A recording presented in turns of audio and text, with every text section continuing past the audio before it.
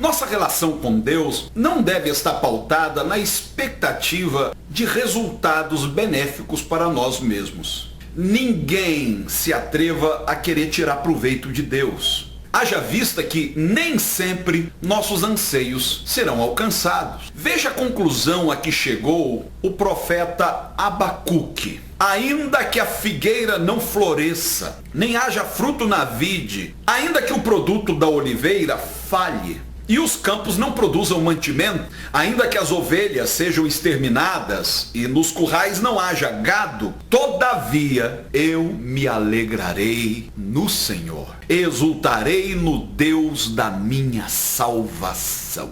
Há uma teologia em voga hoje, onde as pessoas se relacionam com Deus como se este fosse o gênio da lâmpada mágica. Como se Deus existisse única e exclusivamente para atender aos nossos caprichos. Não, gente. Deus sabe o que é melhor para nós. E nem tudo que a gente pede, nem tudo que a gente requer de Deus virá na hora em que almejarmos. Algumas das coisas que pedimos jamais serão atendidas. Porque Deus sabe que aquilo poderia nos prejudicar, nos levar à autodestruição. Abacuque nos desafia a experimentar um tipo de relacionamento com Deus firmado numa alegria que independa de resultados. Qualquer um poderia parafrasear esta oração de Abacuque dizendo: ainda que eu fosse mandado embora do emprego sem direito a nada, ainda que o meu casamento ruísse, ainda que eu perdesse todos os meus amigos,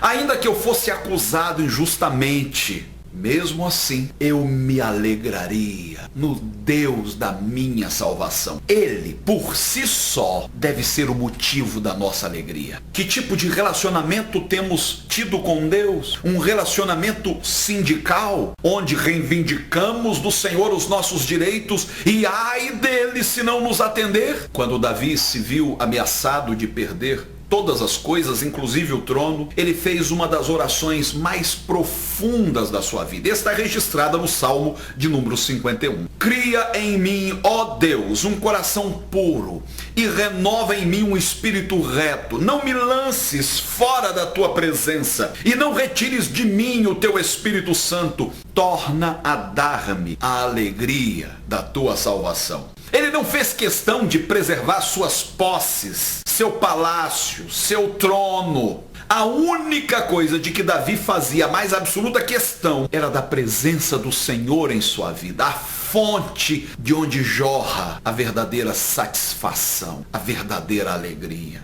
Hoje se fala muito em restituição. As pessoas cantam: eu quero de volta o que é meu, eu quero o carro que me tomaram, o emprego, a posição que eu tinha. A única coisa que Davi queria que lhe fosse restituída era a alegria da salvação. Cá entre nós, quantas vezes você ouviu alguém fazendo esse tipo de oração, pedindo a Deus que lhe restitua a alegria da salvação? Esse tipo de coisa parece que não atrai multidões, não enche igrejas. Mas infelizmente as pessoas estão tão acostumadas a um relacionamento superficial com Deus, um relacionamento utilitário. Eu já vi alguém dizendo: se o teu Deus não funciona, troca. Deus agora é um eletrodoméstico. Se não atende às minhas expectativas, vou atrás de outro. Não se trata aqui de ter restituída a salvação em si. Mesmo porque a Bíblia diz que a salvação é um dom gratuito de Deus e dons são irrevogáveis. Mas se trata de ter restituída a alegria da salvação. Então é possível, mesmo não tendo perdido a salvação, perder a alegria da salvação. E é isso que tem empurrado muita gente para o pecado. Porque quando a gente perde a alegria da salvação, a gente busca uma compensação. Algo que preencha aquele vácuo que ficou. Sabe por que muitas igrejas só enchem quando oferecem algum tipo de entretenimento aos seus membros? Porque estes perderam a alegria da salvação. Precisam de algo que os atraia. Deus, para eles, não basta. Os pastores, então, são obrigados a lançar mão de todo tipo de estratégia, campanhas, para tentar segurar as pessoas. Elas perderam o interesse na palavra, perderam o interesse de buscar a Deus em oração. A palavra por si só já não exerce qualquer tipo de atração sobre elas. Jeremias diz no capítulo 15, verso 16 do seu livro: achadas as tuas palavras, logo as comi, e elas me foram gozo e alegria no coração, pois pelo teu nome me chamo, ó Senhor Deus dos exércitos. A palavra tem sido alegria para sua alma? Ou a palavra tem sido algo enfadonho para você? Cá entre nós, alguns cultos por aí dedicam 1 hora de louvor e meros 10 minutos de palavra. Eu lhe pergunto, o que é mais interessante? O que eu tenho a dizer a Deus? Ou o que Deus tem para falar comigo? Outros buscam o espetáculo. A igreja tem que oferecer um tipo de atração circense. Tem que haver exorcismo com demônios sendo subjugados, manifestações extraordinárias. O pastor tem que ser um super-herói, um gladiador. O púlpito passa a ser uma arena onde ele demonstra seus poderes. Isso me faz recordar daquele episódio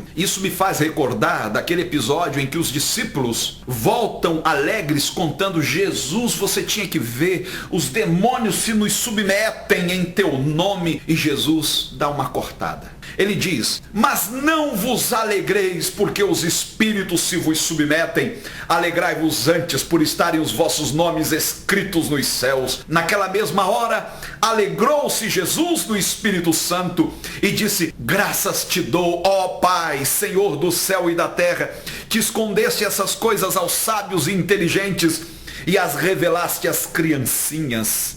Assim é, ó Pai, porque assim te aprouve.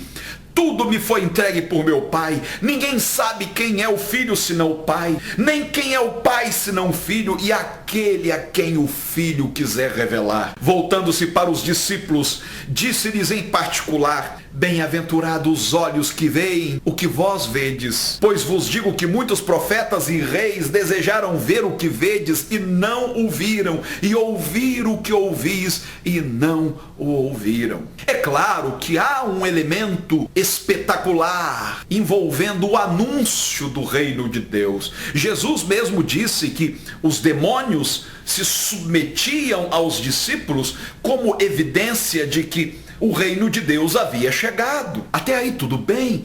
O problema é quando o espetáculo se torna um fim em si mesmo. As pessoas não buscam o relacionamento com Deus, as pessoas buscam o espetáculo. Cá entre nós, isso vicia. Em vez de nos alegrar com o espetáculo, devemos nos alegrar sim, porque nossos nomes estão inscritos nos céus. Em outras palavras, nos alegrar pela salvação que nos foi dada gratuitamente. Alegrar-nos por termos sido escolhidos por Deus para que através de nós a justiça do seu reino alcance a todos. Depois disso, o coração de Jesus se alegrou no Espírito Santo. E por quê? Porque Deus revelou tais coisas aos pequeninos. Nós somos esses pequeninos para os quais Deus tem revelado sua graça. Não revelou aos grandes, aos figurões, aos importantes.